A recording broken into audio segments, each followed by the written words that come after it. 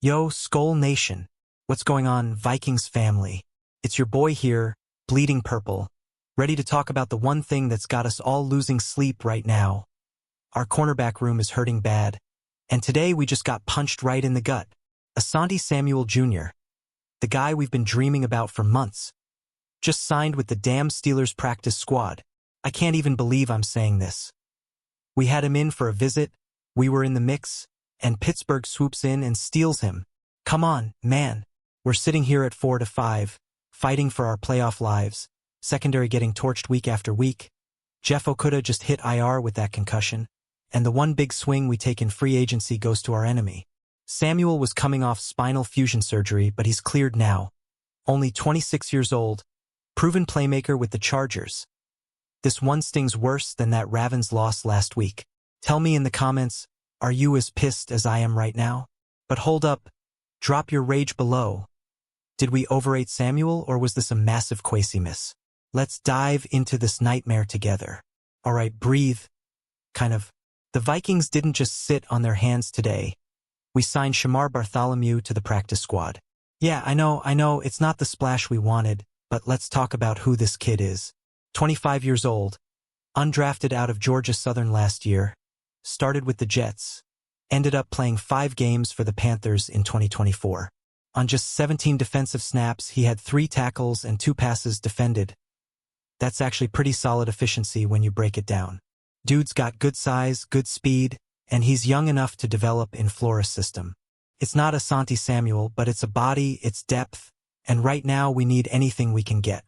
At least Kwesi made a move today instead of doing nothing. Appreciate the effort, I guess?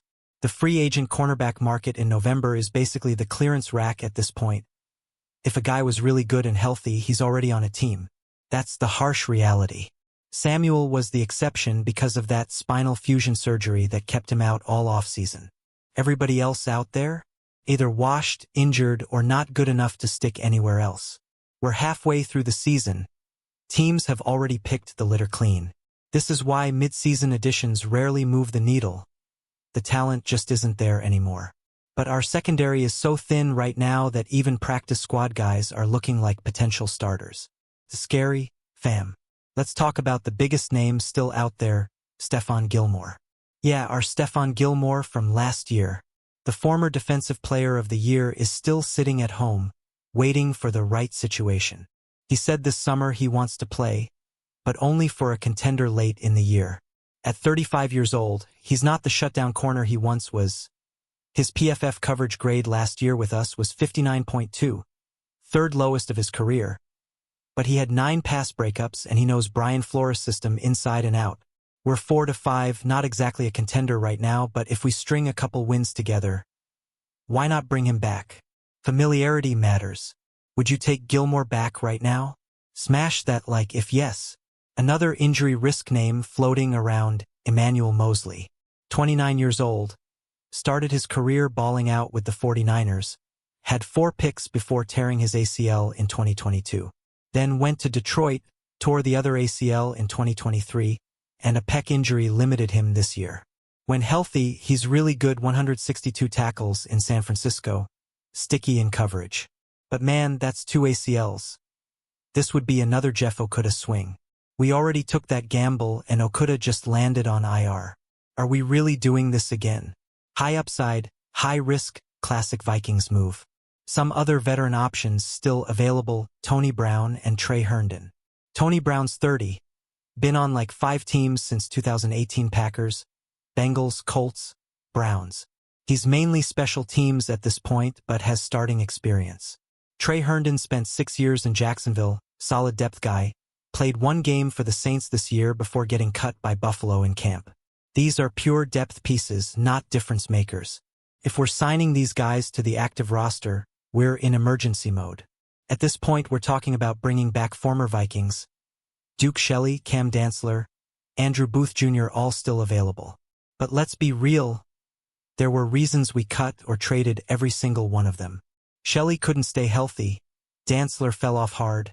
Booth was a bust here. Bringing any of them back would scream. We just need a warm body for practice. This isn't about upgrading, it's about survival. That's where we're at right now. Bro, I'm not gonna sugarcoat it. This secondary situation is a full-blown crisis. We're giving up big play after big play. Byron Murphy and Isaiah Rodgers can only do so much when there's no depth behind them. Jeff Okudah on IR, Mekhi Blackman still working back. Fabian Moreau just elevated. We're scraping the bottom of the barrel. We can't keep pretending big nickel and safety help is enough. We need actual cornerbacks. Flores is a wizard, but even he can't scheme his way out of this forever. The fact that we brought in Samuel for a visit last week tells you everything. The coaches know we're in trouble. They see it every day in practice, every Sunday when receivers run free. This isn't just about one position. This is about whether we can save the season or not. We're 4-5, schedule gets brutal, and our pass defense is bottom third in the league right now. If we don't add anyone, who can actually cover, we're toast. Look, I love this team with all my heart, but Kwesi and the front office have to feel the heat right now. Missing on Samuel hurts. Signing a practice squad guy feels like a participation trophy. We invested heavy draft capital in corners the last few years and it's not working. Booth gone, Blackman hurt, Evans struggling. When do we admit the young guys aren't ready and just pay for proven vets? We're not one player away on offense. We need help on defense yesterday. Alright, real talk. Is there even anyone left worth signing at this point? Or are we just hoping the young guys step up and Flores coaches them into something decent? I'm worried, fam, really worried. This could be the thing that sinks the season. Gilmore knows the system, he's available, he's expressed interest in playing. Just bring him home, man. Even if it's just for the second half of the season. Pay whatever he wants. Pride and familiarity don't matter when you're fighting for playoffs. At 35, this might be his last ride. Make it purple again. Imagine Gilmore mentoring the young guys while shutting down receivers. Come on. I've been saying this for weeks. The street free agent market for corners is basically empty now that Samuel is gone. We're looking at guys who couldn't stick on practice squads elsewhere. It's grim. The trade deadline passed with no moves, now this. Feels like we're just accepting mediocrity back there. I hate feeling this way about our Vikings, but facts are facts. If you've watched every snap this year like I have, you know our cornerback play has been a massive problem. Explosive plays killing us. Third downs converted way too easily.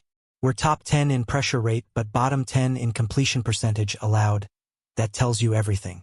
We get to the quarterback but can't cover long enough. Fix the secondary or the season is over. Simple as that. Vikings family, I need to hear from you. Who should we sign tomorrow? Gilmore? Mosley? One of the ex-Vikings? Or just pray Shamar Bartholomew is the next undrafted gem? Drop your thoughts below. I'm reading every single comment. This fan base is what keeps me going through these tough weeks. We're all hurting together right now. We gotta stay together, stay loud, stay purple no matter what. This season is hanging by a thread.